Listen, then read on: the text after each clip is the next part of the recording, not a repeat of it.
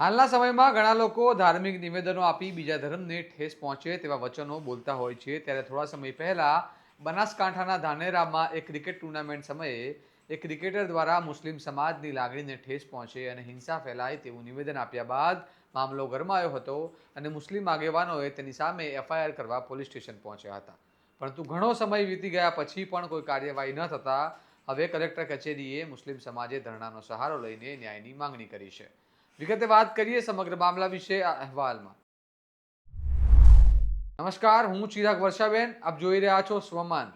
બનાસકાંઠામાં થોડા સમય અગાઉ એક ક્રિકેટ ટુર્નામેન્ટ દરમિયાન ક્રિકેટ દિલીપ હડિયોલ દ્વારા મુસ્લિમ સમાજ વિરુદ્ધ ટિપ્પણી કરી અને કહ્યું કે આમની સામે જો લડવાનું થાય તો મને જણાવજો, અડધી રાત્રે તલવાર ને બંદૂક લઈને આવીશ. આ નિવેદન બાદ મુસ્લિમ સમાજ રોષે ભરાયો અને આ મામલે એફઆઈઆર દાખલ કરાવવા પોલીસ સ્ટેશન પહોંચ્યો, પરંતુ કોઈ ફરિયાદ દાખલ કરવામાં આવી નથી. આ મામલે હવે મુસ્લિમ સમાજે કલેક્ટર કચેરીએ ધરણા કરી માંગણી કરી છે કે તાત્કાલિક આ મામલે ફરિયાદ દાખલ કરી કડક કાર્યવાહી કરવામાં આવે. સાથે જ તેમણે ઘણા ગંભીર પ્રશ્નો પણ ઊભા કર્યા છે કે હજુ સુધી કેમ એફઆઈઆર દાખલ કરવામાં આવી નથી? શું પોલીસને કોઈ રાજકીય નેતાનું દબાણ છે? આ મામલે તેમણે ચીમકી પણ ઉચ્ચારી છે કે જો તાત્કાલિક તેમની માંગો નહીં સ્વીકારાય તો આવનારા દિવસોમાં ઉગ્ર આંદોલન કરવામાં આવશે અને હાઈકોર્ટ અને સુપ્રીમ કોર્ટ સુધી આ મામલો લઈ જવામાં આવશે. સાંભળો મુસ્લિમ આગેવાનો શું કહી રહ્યા છે. પાલનપુરના ક્રિકેટર દ્વારા ધાનેરા ક્રિકેટના જાહેર મંચ ઉપરથી મુસ્લિમ સમાજ વિરુદ્ધ ઉશ્કેરણીજનક ભાષણ આપી અને ગંગા જમના તહેજીબને જે ડિસ્ટર્બ કરવાનો, તોડવાનો પ્રયાસ કરી રહ્યા છે, જેની સામે કલેક્ટર ઓફિસમાં અને પોલીસ અધિક્ષકશ્રીને અમે આવેદનપત્ર પણ આપી ચૂક્યા છે. તેની સામે 13/1/2026ના રોજ અમે પોલીસ ફરિયાદ પણ આપેલી છે. છતાં આજ દિન સુધી દિલીપ હડિયોલની સામે કોઈ પણ પ્રકારની પોલીસ ફરિયાદ લેવામાં આવી નથી. તો મારે એટલું કહેવું છે કે આઝાદ ભારતમાં મુસ્લિમોને ન્યાય મેળવવા માટે વલખા મારવામાં આવતા હોય, આઝાદ ભારતમાં મુસ્લિમોને ન્યાય મેળવવા માટે ધરણા કરવા પડતા હોય, તો હું એ લોકોને કહેવા માંગુ છું કે અમારા સહન શક્તિની પરીક્ષાઓ ન લેવામાં આવે. કારણ કે અમારો ઇતિહાસ તમે જોઈ શકો છો, જે સુવર્ણ અક્ષરોમાં દિલ્હી ગેટવે ઓફ ઇન્ડિયા પર લખેલો છે કે અમારા બાપ દાદાઓએ આ આઝાદીની લડાઈમાં છાતી ઉપર ગોળીઓ ખાધી છે, જેમના નામ આજ બી ગેટવે ઓફ ઇન્ડિયા પર લખેલા છે. જો પોલીસ ફરિયાદ લેવામાં નહીં આવે તો અમે હાઈકોર્ટમાં જઈશું, જેની સામે દિલીપ હડિયોલને પણ આરોપી બનાવીશું અને એને બચાવનાર જે પણ બનાસકાંઠા પોલીસ વિભાગના અધિકારી હશે એમને પણ અમે આરોપી બનાવીશું.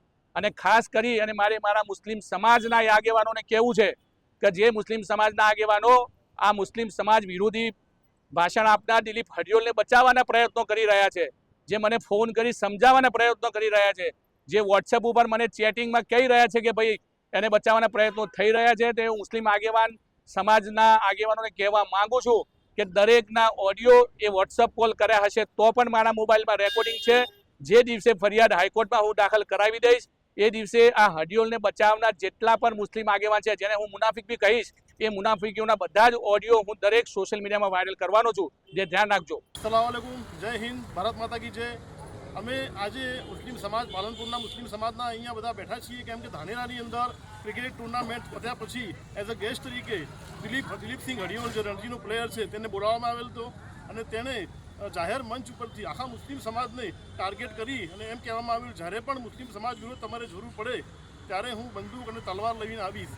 તો આવું ભાષણ તેને આખું આપણા મુસ્લિમ સમાજે ટાર્ગેટ કરેલ છે, તો તેના માટે આખું મુસ્લિમ સમાજ ગુસ્સામાં છે. તો અમારી સાહેબને વિનંતી છે, એસપી સાહેબને અને કલેક્ટર સાહેબને અમે આવેદનપત્ર આપેલ છે, પણ આજ દિન સુધી દિલીપસિંહ હડિયોલ વિરુદ્ધ કોઈ પણ પ્રકારની કાર્યવાહી કરવામાં આવેલ નથી.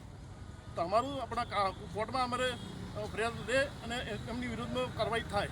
જય હિન્દ, જય ભારત. જ્યારે કોઈ પણ વ્યક્તિ કોઈ સમાજ અથવા ધર્મની લાગણી દુભાય તેવું નિવેદન આપે છે ત્યારે તેની સામે ફરિયાદ કરવાનો અધિકાર આપણું બંધારણ આપે છે અને પોલીસે પણ તે ફરિયાદ લખવાની ફરજ છે. પરંતુ ઘટનાનો વિડીયો પુરાવા સ્વરૂપે આપ્યા બાદ પણ આટલા સમય સુધી કેમ એફઆઈઆર દાખલ કરવામાં આવી નથી? શું દિલીપ હડિયોલ નામનો વ્યક્તિ ભારતના બંધારણની ઉપર છે?